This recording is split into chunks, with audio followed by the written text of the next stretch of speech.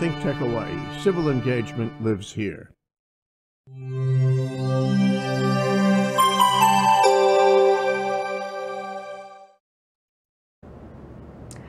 Aloha everyone, and welcome to Humane Architecture. I'm not Martin Despang, in case you couldn't tell. I am Tonya Moy, and I belong to Docomomo Hawaii with Martin, and Martin has been kind enough to let Docomomo have the summertime to feature like some of our favorite architects. And so today I would like to feature one of my favorite architects, Stephen Oyakawa, and I have two guests with me who actually worked with Stephen. Even though he was in Hawaii for a very short time, to me he's done some of the most iconic buildings in Hawaii. He went to Taliesin, and the two people I have here also went to Taliesin. So welcome. We have immediately to my left is Roy Oshiro, and actually this is the first time I'm meeting Roy, so hello Roy. Hello. He's an architect who worked with Stephen, and Kimball Thompson, who also went to Taliesin and worked with Stephen. So we can start off, can we start off with, because so little is known about him, can we kind of start off with telling a little bit about his, like, where he's from, and his like where he went to high school and all that kind of stuff that Hawaii people are always interested in. So yeah, sure, Tanya. I'll start out with that, and then I'm going to pass over to Roy. Go ahead. Steve was born in 1921 in Kahalu on Oahu, and graduated from McKinley High School and went to the University of Hawaii for 2 years until he transferred to the University of Illinois, from which he graduated in architecture in 1944. Okay. And he had a difficult time at being more years of returning home. And he had an interest in meeting Frank Lloyd Wright, whose architecture he admired very much, and had an opportunity to meet with Frank Lloyd Wright in New York.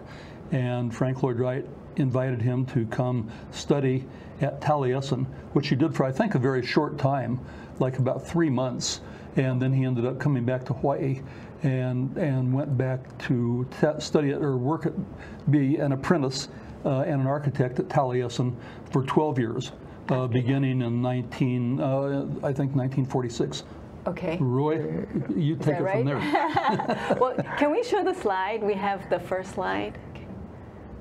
The first slide. So this shows Stephen Oyakawa when he was at Taliesin. So pretty young, huh, I guess. It seems like early days with Mr. Wright, where all the students could gather around him as he demonstrated his organic theories and things that he practiced for the rest of his life. Anyway, Steve Oyakawa, I met him in around 1960s. 61, around there, okay. Because I was going to the University of Hawaii as a student studying architecture. For 2 years, I determined that I wanted to be an architect, so I researched it and found out that Steve Oyakawa stayed at Taliesin for a number of years, 15 years, I think, something like that. Yeah. Anyway, he was back in Hawaii practicing architecture. And apparently I kind of researched his background when he got here. It was very controversial, you know. Steve Oyakawa? Steve was very controversial. So some people locally remember that. And when I confront some of the architects here, and those are the things that they brought up to me, you know. So later on, I went out and I went to meet Steve. During my last year at school, I mean, not the last year, but second year at the University School of Architecture. Then what I did is I found out that Steve stayed at Taliesin for like 15 years or so, and he came back to Hawaii where I met him, but he was already married to Kay, yes. And they had a child at that time when I met him. His name was Musashi, about 1 year old. So I introduced myself, and I said I'm interested in Taliesin because the professors who kind of taught us, and Mr. Ingleson also was interested in Mr. Wright, and they gave me all the background of On Mr. how to Wright. get there. Yeah, so I followed up. Then I met Steve and Kay, and I thought at first they explained a little background on Taliesin. I said, holy smokes, kind of weird. Not in my realm at that time. I was studying at the university. Well, I think to make it clear, like if people don't know about Taliesin, right? Because Taliesin, they make you do everything, That's like correct. cleaning and cooking and growing your food. You live in tents and all that stuff in Arizona, in the heat of Arizona, right? That's correct. So I'm sure it would scare any 18-year-old. But you went, and then you came. So when you went for Taliesin, how long? Let me interrupt for Yeah, a second. go ahead. There was the article, I think in 1958, in one of the dailies here, and Steve came out being somewhat outspoken about the architecture in Honolulu upon his arrival back here.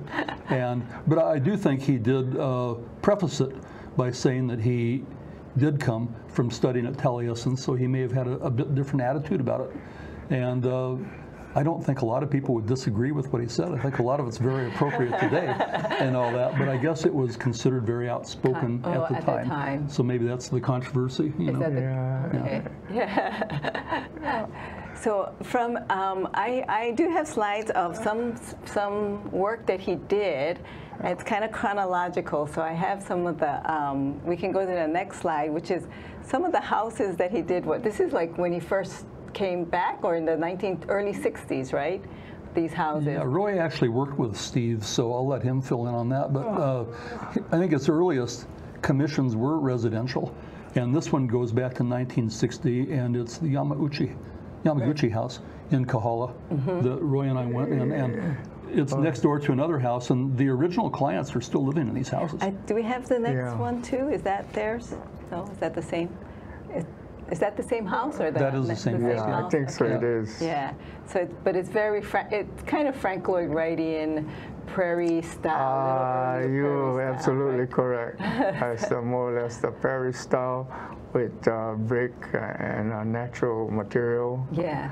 You know, and that's the way Mr. Wright studies were like nature, directly with nature. And that's the way we were right through the period that I was there. Everything had to do with the culture, nature, and the environment, and all that, which at university I didn't have a chance to do that. Yeah. I think when we were fortunate enough to visit it, we have twice, but most recently when we took the photos and the owner invited us in for a while. What is incredible about the house is it's very comfortable. It's not air conditioned, and it's in the flats of Kahala, yet it's extremely cool. It was extremely well designed for its location. Probably living in Arizona, they really learned how to make things cooler down. I was surprised that the residence itself well kept up.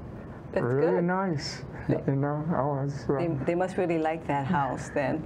So the next slide I wanted to show is like one of actually and a very intriguing building to me, because I've seen it every time we drive along Kapiolani. It's just a little walk up along Kapiolani, and it's always intrigued me because it has a lot of interesting details, and it's only been like maybe the last 5 years where I even knew it was done by Oyakawa. So, you know, even more so, I find him very intriguing. I actually lived there when I was going to the University of Hawaii. And it was a project he did for his family. And his brother lived there and managed it. And anyway, yeah, it was a great little place. The interior all has cabinetry that's mahogany and very fine quality. And you can see the little lights coming down under the windows above, and those were all different colored glass, so they allowed different patterns as the sun hit them coming into. So that those little squares that are going down the building, those were colored lights? Yeah. Oh, that's really neat. I think it might still be there, but I'm not sure. I never go by at night. Yeah, it's still there. Yeah. So, and I have more slides of this building a little further away. And then I think the next one shows, you know, like I've always thought this was like such a large cantilever as well. And it's withstood. So you lived there, and so when were you living there then? In the 60s? Yeah, late 60s, early 70s, yeah. And it was there for a while already, right? Yeah, yeah. Do you remember this building? From what I understand, it was one of his earlier works. Yeah, I Okay, think so so. early, or one of the Because of earliest. his family. He built it for his family. And well, you know, Steve, his mentor, Mr. Wright, I think they were very, in those early days, the hands-on. Yeah. And Mr. Wright would narrate, and they would all gather around him. Yeah. From what I understand what Steve used to talk about. So was Wright alive? Wait, when did Wright pass away? 1959. 1959. Yeah, So, okay, so he left Taliesin right when just before he passed away, or right after. Apparently, right before he did pass away, if the dates are correct there. Maybe we can lead into that with a later project we're going to talk about. Yeah. Okay, sure. So let's see now. What other slides that I could find? So I'm sorry, this is not like the best photo because I got this off of like Maps, Google Maps. But this is also another building that I've watched and have been intrigued by for many years. And then I find out it's done by Oyakawa. Again, I just found that out maybe like a year ago that it's on Oyakawa. But it's a medical arts building, but it's kind of it looks like it's endangered now. It's an old building. It looks empty, and there are lots of trucks being parked in there. So I just keep being afraid that I'm going to drive by one day and it's going to be completely empty. But do you guys know anything about this building? I'm not familiar with that. Yeah, it's on Nu'uanu, I believe. Yeah, right. And, So this is one of and the there was a early medical ones. arts building, had doctor's offices. Yeah. I know there was a physical therapy group in for a while, and I don't know the current status. I know. I It don't- looks empty. It's scary. But let's see that we can go on to more buildings. So this is just a little closer up of the building, but you know how he uses kind of like the natural. Yeah, it was a concrete block, and you can see the mitered windows and the detail. Yeah, the corner I don't think window. that I don't think the air window. conditioning ducting was probably Not part of his design. No, I don't think so. Yeah, but it's a nice building. It is. It's a very nice building, and everything about. I like the the gate entrance fence and everything. That's nicely done. Yeah, it looks well designed and integrated into part of the building, which is something that's not done too often now. But so let's see what other buildings do. So now we come into his phase of like libraries. Yeah. So does anybody know how he got all these great commissions to do? I'm not too familiar, but he had his ways of playing politics. Did he? Was he smart but about that? not in those terms, but Yeah. he had his contacts, and I don't know who or what group, but anyway, when I talked to people, he did get quite a few commission libraries, Kauai, Aya, and several different ones. I know of 3, so we have the pictures of the 3 I know of, but there might be more. And lots of school buildings as well, too. Yeah, we haven't researched the school building. Do you know what school buildings he's done? I think the Maunalua Intermediate was a pretty large project. Okay. And there's some on windward campuses I know of. So these are all new buildings that he designed and had built. Yeah. So he had, for the short time that he was working in Hawaii, he did quite a bit of big buildings. Yeah, he kept pretty busy, it sounds like. So, I mean, and then again, this is like an octagonal building, I believe. Yeah, it is. So it's got that kind of Wrightian organic feel. This is the interior. Yeah, it has a central skylight, and then you can see that there are perimeter windows above all of the library stacking. So it had an interesting balance of natural light, during the daytime. Yeah, well done. Yeah. So it's right now it's an office building. So I don't think it's endangered because I think they're actually using it, but it's no longer the library. The libraries probably need all the space they can get right now. Right, because it is relatively small. If you I think he had another one. Lilia Library was another one. Yes, actually, that's speaking of. Now, this is Lilia Library, and it's most people, you can see it off the freeway, right? That's correct. So again, it's another one that has intrigued me for years and years and years, just like. You know, sometimes I hear all different stories as time go along, what they're going to do with this library because it's next to the freeway. Yeah, right. Where I guess everybody was nervous when the freeway was built, huh? I think one thing interesting about this project, it's my understanding, this was the first that the architect specified all the furnishings, as well as all the built-in, cabinetry, et cetera, like that. Okay. And I think it had a lot of Herman Miller furnishings specified, et cetera, which were probably considered more designer or higher end at the time. Oh, I'm sure. And that Still occurred is. also in Lilia.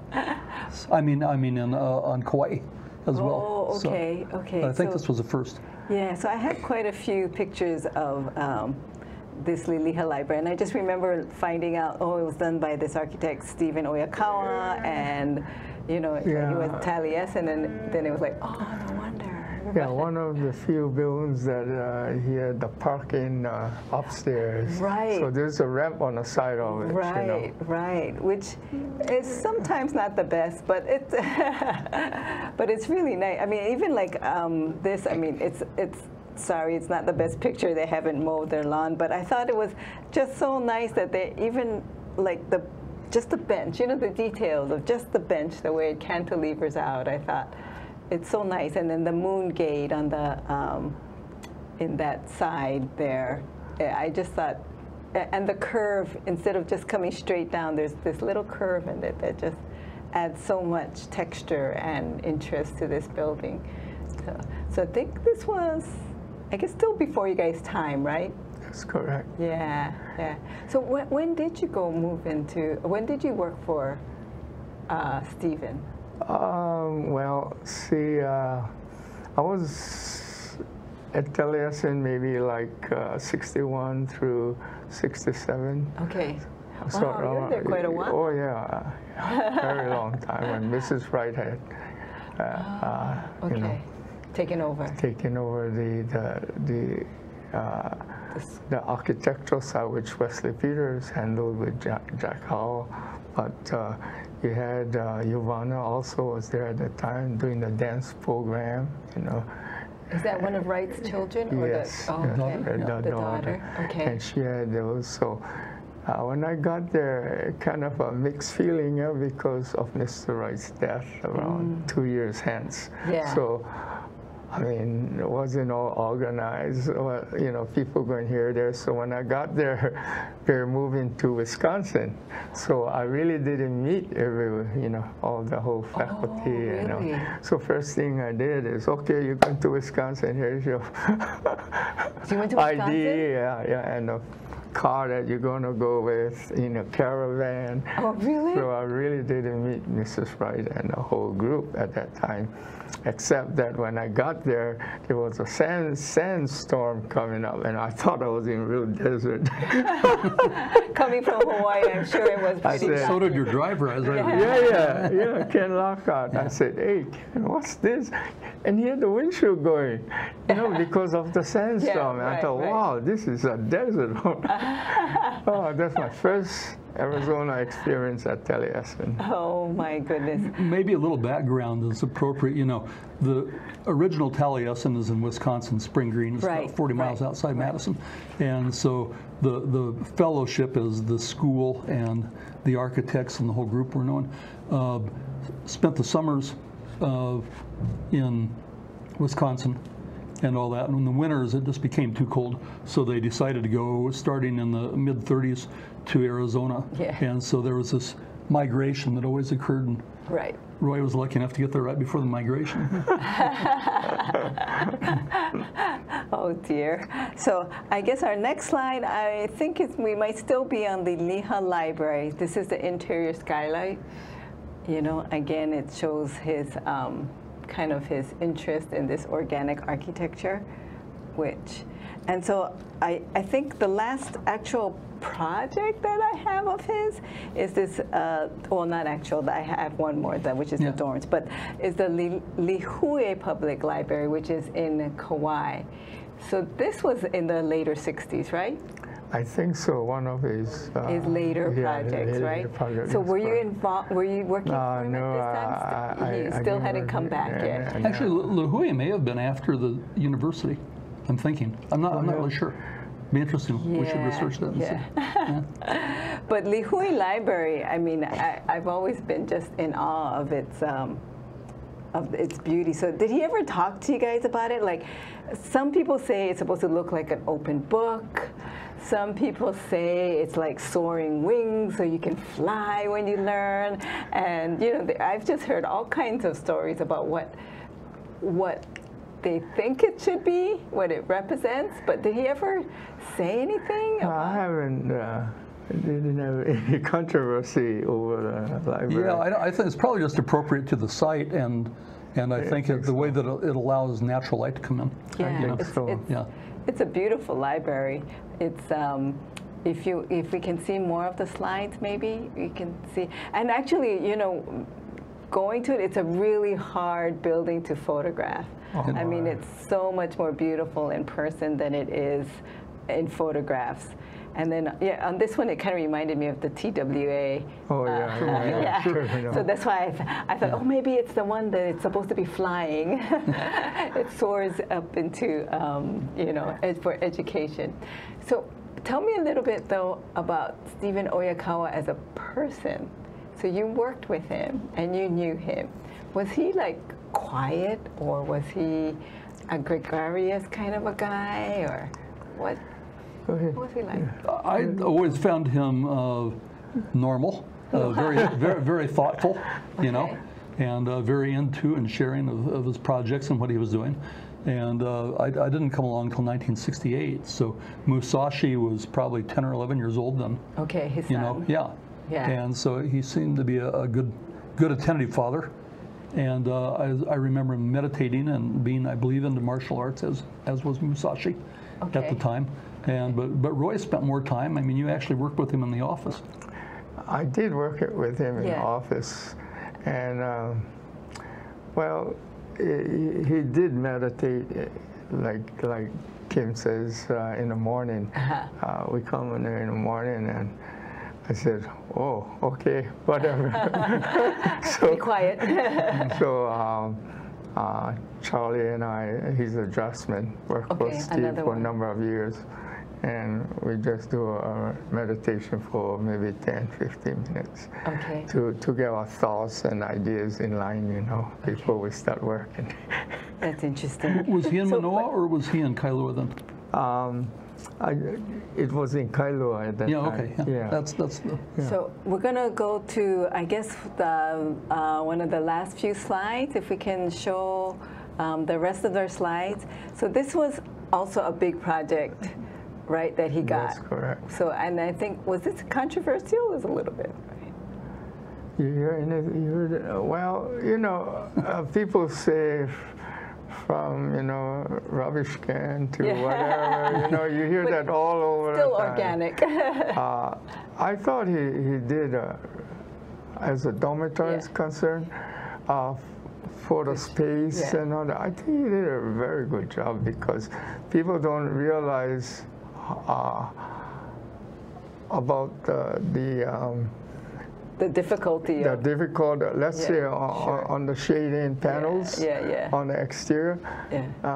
It's triple around. You're going this direction, going this direction, and going this direction. Wow, a lot of geometry. Well, that's why they had figured it out when they first started in many facets, trying to figure out to put that together. Okay, did you folks want to talk about the Kona Resort? Because actually we're kind of starting to run out of time, but we didn't have our break. We but this is a beautiful rendering, and so we only have like a few seconds left. But I don't. Did you want to say anything about this? I got this from you. It's beautiful. I'm just thinking that probably the time, it was about time of statehood, in 1959. Yeah. And this was planned for the Kona coast of Hawaii. Right. And it was by Taliesin Associated Architects, which had taken over after Frank Lloyd Wright's death. And I just think that probably the timing of Steve's coming back here, was supposed probably to be especially if it preceded the death. And I know that he had intended to become involved with this project. Oh, So I okay. think there's So something that's why there. he Yeah, came. some history That's there. Probably why he came back. Huh? Yeah, it's a beautiful night rendering. beautiful, yeah. And one of our former student architect was David Davidson, and he does night rendering. I used to watch him, and he has this technique really make it outstanding if you have a night shot like that. Yeah, it's beautiful. It's quite lost art too. But Well, it's unfortunate it was never built. But Yeah. anyway, quite a project. But so I think we're running out of time. But if we want, Docomomo Hawaii invites you both to come and do a talk story, and we want people out there listening to pay attention to when Docomomo has talk stories, because we'd love to have you guys to come back and talk even more about Stephen Oyakawa, because personally he is an architect of great interest to me.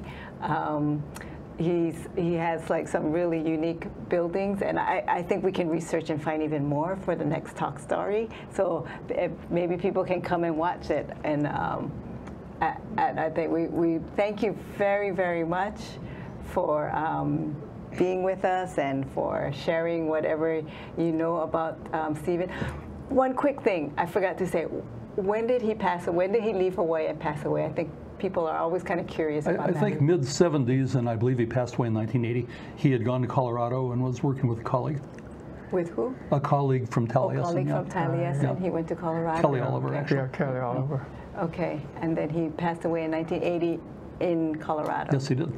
Okay, so basically he only worked in Hawaii for like 15 years, really? Something like that, that's yeah. my understanding.